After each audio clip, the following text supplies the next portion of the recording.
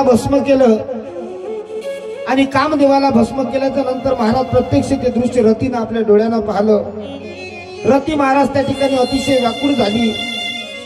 तिने आपल्या पतिदेवाला जिवंत करण्याकरिता महाराज महादेवाला प्रार्थना केली। महाराज महादेवाला ज्यावेळेस प्रार्थना केली त्यावेळेस भगवान महादेवाला दया आली आणि दया आल्याच्या नंतर भगवान महादेवाने सांगितलं, बघ म्हणे रती, काही कालावधीनंतर तुझा पती जिवंत होईल, परंतु या स्थानापासून चौफेऱ्याची दृष्टी फिरल्या जाणार नाही। म्हणजे या स्थानापासून जेवढे हे स्थान आहे या चौफेऱ्यामध्ये जेवढा जेवढा भूभाग दिसेल तेवढ्या भागावर याचा परिणाम पडणार नाही, याच्या मायेचा सुद्धा परिणाम पडणार नाही, रतीला सांगितलं महाराज। या कारणामुळे महाराज नारदाची तपश्चर्या भंग झाली नाही। भगवान महादेवाच्या मनामध्ये भगवान महादेवाने ते सांगितलं, शिवजीच्या शापामुळे कामदेवाचं त्या ठिकाणी काही